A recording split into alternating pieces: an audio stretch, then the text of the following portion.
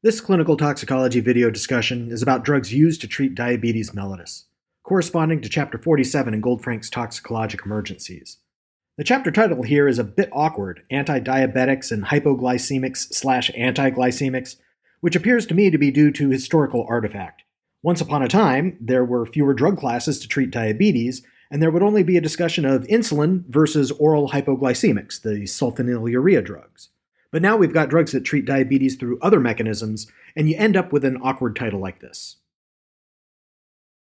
The learning objectives for this session are that you'll be able to identify which antidiabetic drug classes have the most concerning acute toxicity profiles, i.e., are most likely to result in life-threatening effects in acute overdose, and to outline a clinical management plan for toxic exposure to oral hypoglycemic drugs. As you know, there are several classes of diabetes medications, as listed in this table, but only some of them commonly cause acute severe toxicity. Insulin toxicity, basically hypoglycemia from a mismatch between insulin dose and ingested calories, happens quite frequently, and when it's accidental, we might not even be thinking of the patient as a tox case. The sulfonylurea class of oral hypoglycemics are commonly used, and their wide availability make them a relatively common unintentional exposure to young children. Metformin, a member of the biguanide class, is one of the most commonly prescribed medications in the world and can cause life-threatening toxicity in overdose. The meglitinide class is relatively new and are quick-acting oral hypoglycemics. The clinical effects are basically the same as for sulfonylureas, but they are not as widely used and therefore pose a smaller overall toxic threat.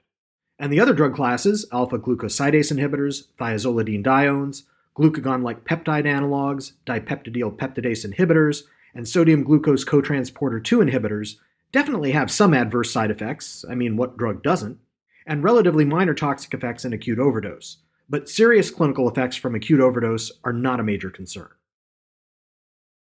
I already mentioned unintentional insulin toxicity, as when a patient uses their insulin normally, but for whatever reason isn't ingesting enough calories. But purposeful insulin overdoses can also occur. Depending on the insulin formulation, whether it's rapid-acting or long-acting, the duration the patient would need to be observed and serially tested for hypoglycemia can vary. Onset of hypoglycemia can be delayed many hours and may be prolonged. It turns out, though, that the absolute dose of insulin injected is not a major factor in the degree of toxicity, the likelihood or depth of hypoglycemia.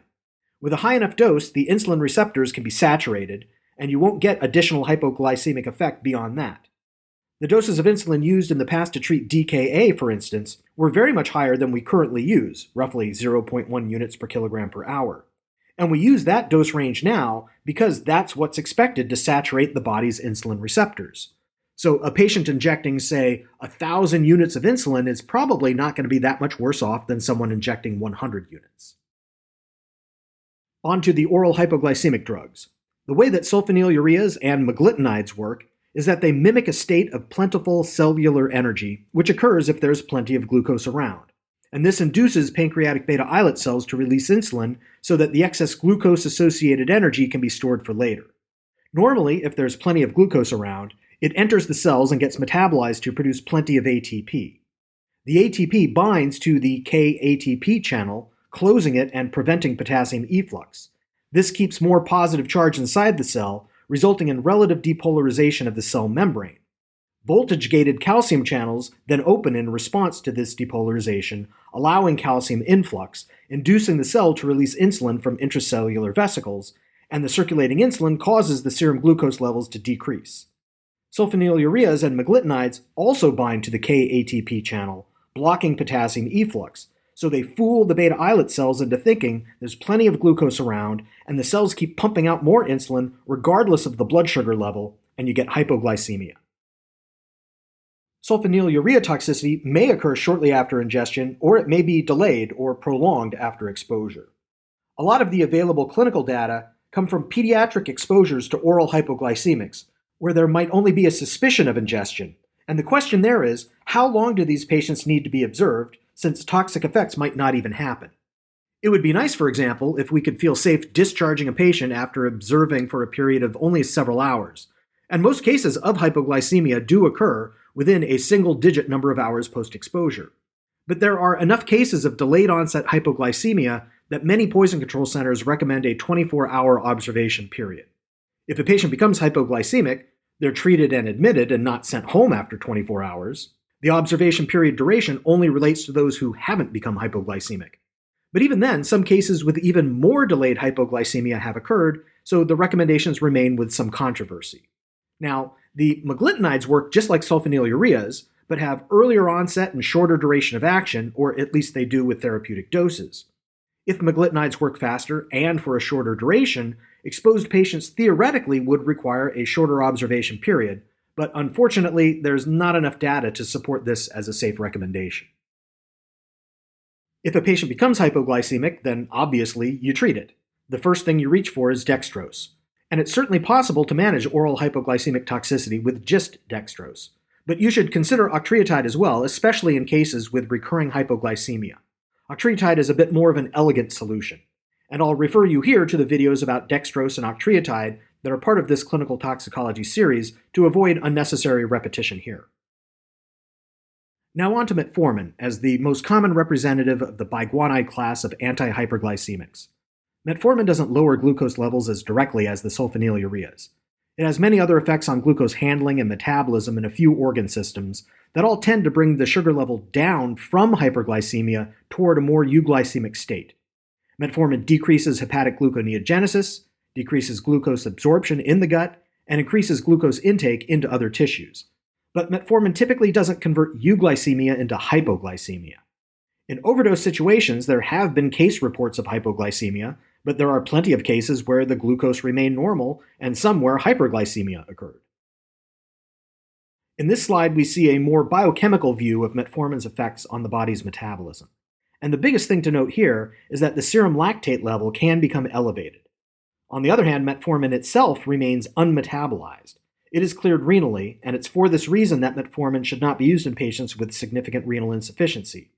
And this is a bit of a dilemma because one of the prominent adverse effects of diabetes is renal impairment. If a patient is continued on metformin, even if their kidneys are failing, the metformin levels will increase, and this is not a rare mechanism leading to severe metformin toxicity.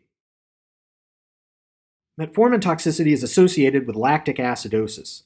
The degree of severity lies along a spectrum, but this can be very dangerous, and the most severe cases can be treated with hemodialysis.